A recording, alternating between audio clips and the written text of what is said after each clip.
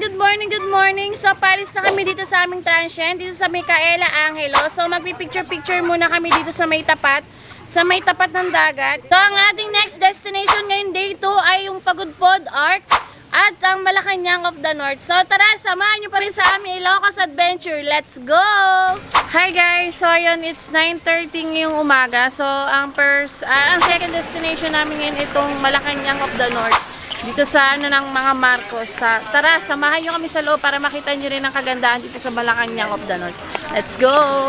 So yun guys, dito na tayo sa may loob ng Malacanang of the North. Pasok tayo guys, tara, tignan natin kung ano nasa loob. So yun guys, ito ang unang bubungad sa atin dito sa Malacanang of the North. Ito ang kanilang lobby area, ang lobby area ng mga Marcos. At kung mapapansin nyo, ito naman ang picture frame ng ating dating presidente, Ferdinand Marcos. At iba pang mga picture ng kanyang pamilya. At ito naman ang presidential office dito ni Ferdinand Marcos, ito dito sa Malacanang of the North. Ito namang mga sumusunod na larawan ay makikita yung mga presidente ng mga iba't ibang bansa na nakasama ng ating dating presidente Ferdinand Marcos. Ay ang makikita nyo guys, ayan si President Suharto ng Indonesia. Ito naman si Emperor Hirohito ng Japan. Ayan, kung di po ako nagkakamali sa pronunciation, siya po ang emperor ng Japan. Ang makikita nyo naman dito sa larawan ay ang communist leader ng China na si Mao Zedong. At siya naman si President Richard Nixon ng United States of America. So ayun guys, akit naman tayo sa second floor, doon sa taas na itong Malacanang house. Ayan, doon tayo sa taas. Samahan nyo kami guys.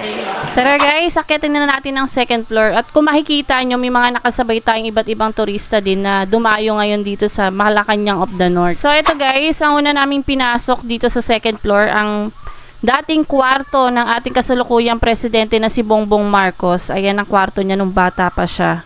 Pasukin naman natin yung kwarto ng dalawang anak na babae ng ating dating presidente Ferdinand Marcos na si Irene at Amy Marcos. So ito yung kwarto ng dalawang anak na babae ni Ferdinand Marcos na si Irene at Amy Marcos. So yun guys, tara dito naman tayo sa kabilang parte ng second floor nila. Kung makikita nyo dito sa kwarto na to, nandito iba't ibang gamit ng mga Marcos noon. Tulad na itong maleta na to na may mga damit pa. Ayan, kila Marcos po iyan. Ito naman guys, yung Black Filipiniana ni Imelda Marcos noon. Makikita nyo din dito yung mga balikbayan box nila Marcos at iba't iba pang mga maleta. Dito naman sa glass box na to, makikita nyo yung mga personal gamit nila Marcos noon. Katulad ng sigarilyo, alak, lotion, balabal, and may keso pa, chocolate, at iba't iba pang mga gamit nila Marcos. So ito naman guys, ang pinakamalaking beranda nila dito sa second floor o terrace kung tawagin sa iba. So napakaganda dito guys, habang pinagmamasdan mo ang lake dito sa baba ng Malacanang of the North. Napakalawak, napakaaliwalas, napakasarap tambayan.